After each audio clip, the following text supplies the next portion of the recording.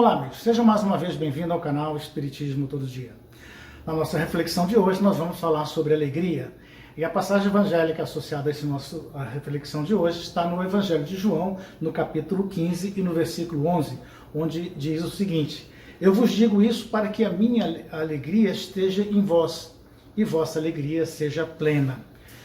Amigos, eu já tive a oportunidade de falar algumas vezes sobre o Evangelho de João, que é totalmente diferente dos outros evangelistas, uma vez que João traz o seu Evangelho na forma de narrativa, trazendo assim a sensação de que estamos dentro do Evangelho, participando de todas daqueles detalhes que João traz para a gente com tanta sabedoria.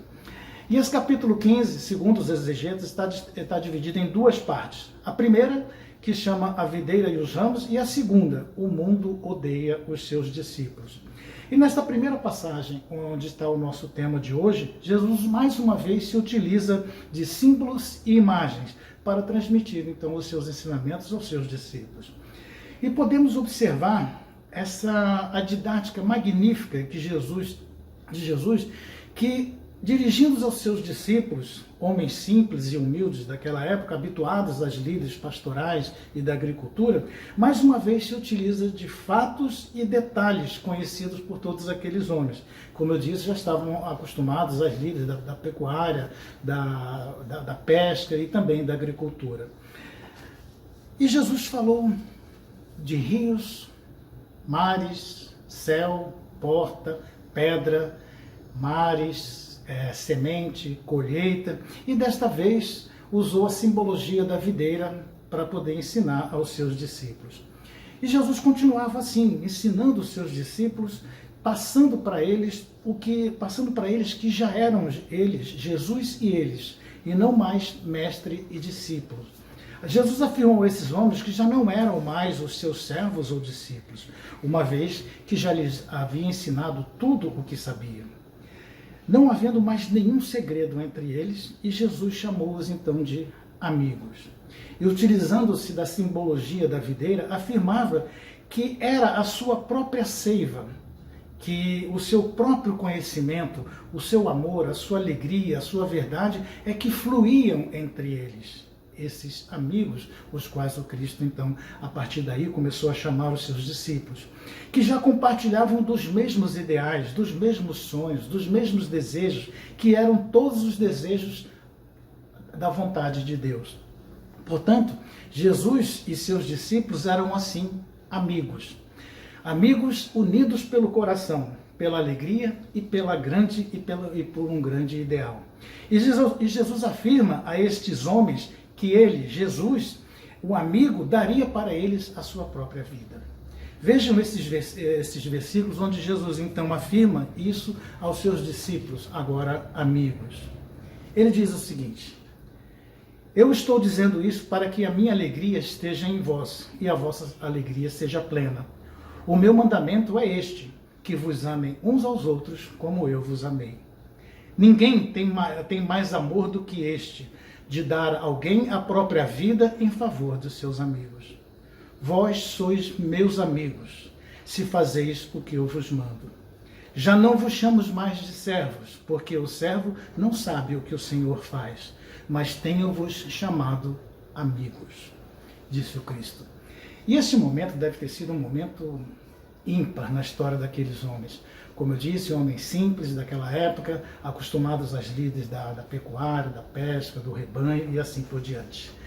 Queridos, esse mesmo tipo de união que unia o Cristo aos seus discípulos ocorre também, ou deveria ocorrer sempre também nas nossas famílias, ou nos nossos núcleos familiares e sociais. Embora em uma escala menor, poderíamos dizer que nas famílias o pai e a mãe são a uma videira, e os filhos seriam os ramos, todos tendo então como responsabilidade pai e mãe de levar o seu amor, a sua alegria, o seu conhecimento, a sua experiência e todos os seus ideais, todo o seu conhecimento a esses filhos, de uma forma a terem chegado também em algum momento, chamá-los também, mas não de pai e filho, mas chamá-los de amigos, de irmãos, de companheiros, né, que seria o ideal para todos nós. E valendo-se da simbologia, a responsabilidade então de pai e a mãe de levar a sua seiva aos seus filhos, como eu disse, pelo coração, pelo entendimento, pelo amor, pela alegria, compartilhando tudo o seu conhecimento, todo o seu amor para com esses filhos. E creio, esses grupamentos familiares também são parte de um outro grande grupamento familiar e espiritual, fazendo então do nosso planeta Terra também, se assim pudermos dizer na mesma simbologia, uma grande comunidade espiritual, uma grande família, onde todos devem se manter unidos pelo amor, unidos pela alegria, pelo conhecimento, pela fraternidade, pelo afeto e principalmente pelo coração. Alegria, bom humor são aspectos positivos da fé, da nossa resignação à justiça divina, e devem estar sempre presentes em cada momento da nossa vida. Amigos, o poder da alegria é ilimitado e pode fazer maravilhas no campo da esperança.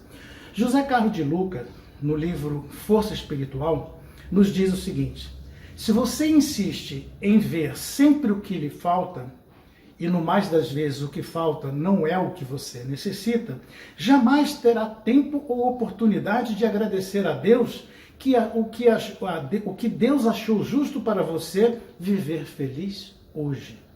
E isso é uma grande verdade, pois sofremos muito com o que nós não temos e não damos graças a Deus por tudo que temos e por tudo que somos. Porque nós focamos nosso objetivo naquilo que nós não temos. Focamos o nosso objetivo naquilo que nós queremos. E nós não focamos para fazer um bom uso e utilizar e ser grato com aquilo que nós temos. Porque esse foco, dando alegria naquilo que nós temos, vivenciando o que nós temos, é que nós vamos acumulando experiências e nós vamos, consequentemente, ganhando mais ou conquistando mais. E não somos capazes de ser alegres e felizes com o que nós temos, que na maioria das vezes já nos basta para poder ser feliz. Queridos, vejam esta afirmação também de Hamed, que está no livro Renovando Atitudes, no capítulo Ser Feliz. Ele diz o seguinte: ninguém pode nos fazer felizes ou infelizes. Somente nós mesmos é que regemos o nosso destino. Assim sendo, sucessos ou fracassos são subprodutos das nossas atitudes, das nossas escolhas, construtivas ou destrutivas. Amigos, então a questão de felicidade, de ser feliz, é uma escolha. Essa semana eu tive a oportunidade de estar na casa do meu amigo Olavo, e quando eu tive a oportunidade de conhecer um grande amigo do Olavo, cujo nome é Gerry. Gerry é uma pessoa fantástica, maravilhosa. Eu tenho certeza de que em 20 minutos de companhia com o Gerry, conversando, a gente tem a capacidade de ver a alegria se transformando e irradiando para todos nós. Gerry é um tipo de pessoa que, se vocês conhecessem, com certeza vocês iriam adorar. Ele sempre está de bom humor e sempre tem algo positivo a dizer para a gente. Quando alguém pergunta então para ele: e aí, Gerry, como é que vai? Então, normalmente ele sempre diz: melhor do que isso, só 2 disso. E ele era o gerente de uma rede de restaurantes aqui em São Paulo, e todos os garçons adoravam o Gerry, todos adoravam. E Gerry sempre ajudava a todos com um conselho amigo, com uma opção, com alegria, com amor, sempre ajudava a todos eles. E eu perguntei a ele, Gerry, como é que você consegue ser uma pessoa tão positiva o tempo todo? E eu perguntei, como é que você consegue ser assim o tempo todo, com esse positivismo, com essa alegria e tudo mais? O que ele respondeu para mim: todas as manhãs, Alan, eu acordo e digo para mim mesmo: Gerry, você tem 2 opções, ser positivo ou negativo. Eu escolho ser positivo, disse o Gerry. E durante todo o meu dia ocorrem fatos desagradáveis. E eu posso escolher ser vítima ou eu posso escolher aprender. Eu escolho aprender, disse mais uma vez o Gerry. Sempre tem alguém reclamando da vida comigo. Sempre. Todos os dias. E eu posso escolher aceitar a reclamação ou apontar o lado positivo daquilo que muitas vezes está ocorrendo com aquela pessoa. Eu escolho apontar o lado positivo do que acontece com as pessoas. Eu escolho como reagir às situações, diz o Gerry. Eu escolho se as pessoas vão ou não afetar o meu humor. Eu escolho entre ser feliz e triste, e eu escolho ser feliz. Eu escolho entre ter bom humor ou mau humor, e eu escolho o bom humor, disse o Gerry. Ele me contou que certa vez, ao fechar o restaurante, esqueceu a porta dos fundos aberta. E já estava fechando, finalizando tudo que tinha que finalizar. E o que aconteceu? Ele foi assaltado naquele momento. Entraram 3 ladrões naquele momento e ele, ao tentar abrir o segredo do cofre, tremendo muito, não conseguiu. E, enfim, ele terminou, os ladrões ficaram revoltados, terminando atirando nele, ele foi baleado e os assaltantes fugiram sem nada roubar. E ele foi operado, e por sorte o Gerry então foi socorrido e foi operado por quase 18 horas. Eu fiquei assustado com aquilo, e ele me mostrando as cicatrizes da bala, da operação e tudo mais. E eu perguntei para ele, poxa, Gerry, mas qual foi a primeira coisa que você pensou quando viu aqueles ladrões lá com tudo, naquele assalto? Ele falou, a primeira coisa que eu pensei foi que eu deveria ter fechado a porta dos fundos. E quando ele estava na ambulância, os paramédicos, tudo tentando fazer o máximo que pudesse para poder tentar reanimá-lo com palavras confortantes e tudo. E ele disse o seguinte aos paramédicos, olha gente, eu escolhi viver, então por favor, me socorra e me leve logo para o hospital porque eu preciso melhorar. Já no hospital, na mesa de operação, o anestesista, como é de praxe, perguntando, porque o Gerry ainda estava consciente, então o anestesista perguntou, antes de anestesiar ele, perguntou se ele era alérgico a alguma coisa. O que ele disse que sim. Então todos na hora pararam e ficaram assim esperando a resposta do Gerry para aquilo que estava, para que ele dizia, o que ele ia dizer. Então ele, em um momento assim, quase que de uma forma de inopina, ainda com um suspiro, ele falou o seguinte, amigos, eu sou alérgico a bala de revólver, por favor, me operem como se eu estivesse vivo, não me operem como se eu estivesse morto. Diz que todos riram muito e a operação foi um sucesso, como eu disse, quase 18 horas. E esse querido é o Gerry, esse amigo que eu conheci, esse novo amigo meu, e eu convidei o Gerry para assistir, porque eu falei com ele, queria falar sobre essa aventura dele, e no canal Espiritismo Todo Dia eu convidei para que então assistisse, para que então que desse um like lá para todos nós. Amigos, com o pouco tempo que eu consegui conviver, que eu estive com o Gerry na casa do Olavo, eu pude aprender algumas coisas muito importantes também com ele. Pude aprender que ter humor não é nenhuma postura inconveniente ou mesmo incompatível com as coisas que acontecem com a vida da gente ou com as coisas que ocorrem no mundo. É uma opção de vida, o bom humor, pois que a alegria, antes de tudo, tem que ser uma alegria onde somos gratos a Deus pela vida que temos, onde somos gratos a Deus por tudo que temos, onde somos gratos a Deus por tudo que somos. Com base nessa alegria, com base nesse entendimento, é que nós podemos, então, com alegria e o bom humor, continuar evoluindo, continuar crescendo e continuar melhorando. Viver a vida por completo, disse o Gerry para mim no momento de nos despedirmos. E nós podemos também pedir a Deus a cada dia que a gente acorda, ou a cada manhã que nós acordamos, podemos pedir a Deus que abençoe cada um dos nossos atos, cada uma das nossas ações, cada uma das nossas palavras, e com certeza Deus nos abençoará nisso, fazendo ou nos dando o direcionamento para que a gente possa tomar sempre a melhor ação, tomar sempre o melhor meio de conseguir continuar tendo uma vida boa. Sem o amparo divino, nós jamais teríamos condições de viver plenamente. É por isso que devemos ser sempre gratos a Deus, como eu disse, por tudo que somos e por tudo que temos. Alegrar-nos sempre, regozijar-nos sempre. Agora, amigos, nós temos duas opções. Viver com alegria e o bom humor, que é a escolha ideal, que é a escolha certa, ou continuar com a revolta. Continuar com a tristeza, aumentando cada vez mais o nosso sofrimento e também a nossa dor. Seguindo, então, o mesmo raciocínio desse meu novo amigo Gerry, quando somos tocados pela dor, pelos problemas, nós também temos duas opções. Aceitar com resignação, procurar entender os fatos e os acontecimentos, ou nos rebelar contra tudo e contra todos. Quando falamos em aceitar os problemas, significa que devemos aceitar tudo com o que nós chamamos de obediência e resignação. Obediência à vontade de Deus e resignação procurando entender os reais motivos pelos quais nós estamos então sofrendo ou passando por dificuldades. Pois quando nós encontramos o motivo da dor, quando nós encontramos o real motivo das dificuldades, a dor passa. A dor passa e nós conseguimos superar, e nós conseguimos compreender, entender e superar. Aceitar todos os acontecimentos que nos trazem dor e sofrimento, pois junto com as dores e com os sofrimentos é que surgem as maiores oportunidades de crescimento, de evolução, de entendimento, conhecimento e de descobrimento das verdades. Essa é uma grande verdade. E muitas vezes a revolta, a indignação e o mau humor nos cegam impedindo que a gente veja as oportunidades que estão vindo junto com todo esse sofrimento, com toda essa dor.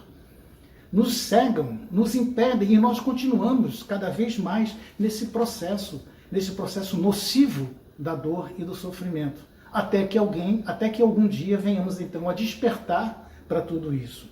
E na maioria das vezes esse processo de revolta, de cegueira, ele se torna penoso e doloroso, não só para quem está passando e sofrendo, mas também para todos aqueles que estão ao seu redor, que convivem com eles, como eu disse no começo da nossa reflexão, que convivem conosco no nosso ambiente, fazendo parte, né, quando somos videiras ou quando somos os ramos.